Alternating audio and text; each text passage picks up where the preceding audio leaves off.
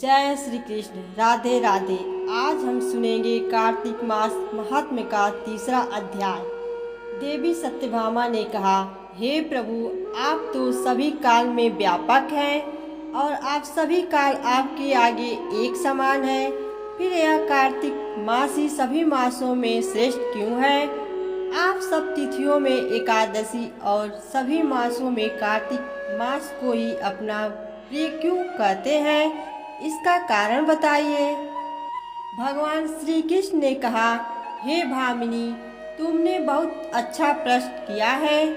मैं तुम्हें इसका उत्तर देता हूँ, ध्यान पूर्वक सुनो।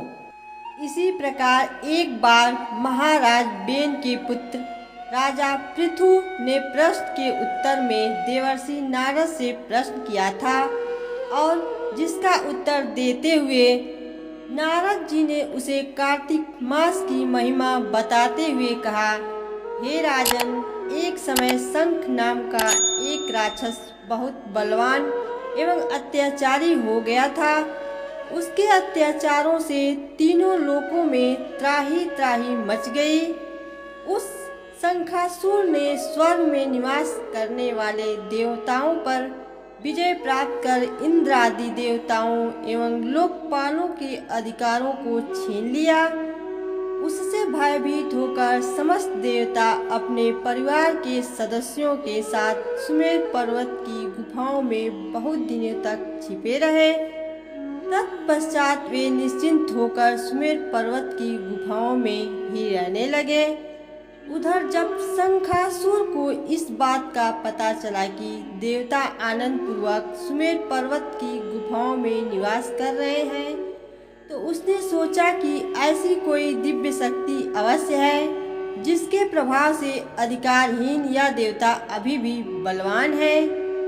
सोचते सोचते वह इस निर्णय पर पहुंचा कि वेद मंत्रों के बल के कारण ही देवता बलवान हो रहे हैं।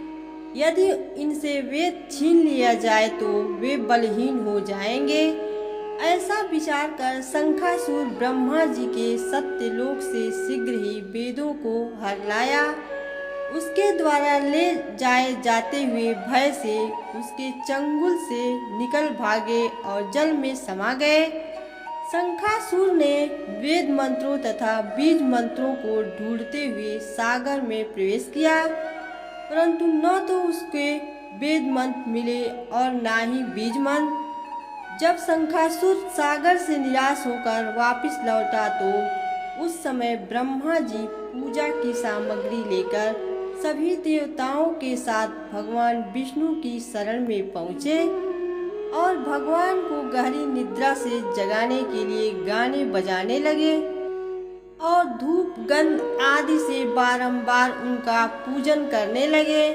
धूप दीप नारद आदि अर्पित किए जाने पर भगवान की निद्रा टूटी और वह देवताओं सहित ब्रह्मा जी को अपना पूजन करते हुए देखकर बहुत प्रसन्न हुए तथा कहने लगे, मैं आप लोगों के इस कीर्तन एवं मंगलाचरण से बहुत प्रसन्न हूँ। आप अपना अभिष्ट वरदान मांगिए, मैं अवश्य प्रदान करूंगा। जो मनुष्य आश्विन शुक्ल की एकादशी से देव उत्थान एकादशी तक ब्रह्म मुहूर्त में उठकर मेरी पूजा करेंगे, उन्हें तुम्हारी ही भांति मेरे प्रसन्न होने के कारण सुख की प्राप्ति होगी। आप लोग जो पद अर्घ आचमन और जल आदि सामग्री मेरे लिए लाए हैं, वे अनंत गुणों वाली होकर आपका कल्याण करेगी। शंखासुर द्वारा हरे गए संपूर्ण वेद जल में स्थित है। मैं सागर पुत्र शंखासुर का वध करके उन वेदों को अभी लाए देता हूँ। आज से मंत्र बीज और वेदों सहित मैं प्रतिवर्ष कार्तिक मास में जल में विश्राम किया करूँगा। अब मैं मत्स्य का रूप धारण करके जल में जाता हूँ। तुम सब देवता भी मुनिवरों सहित मेरे साथ जल में आओ।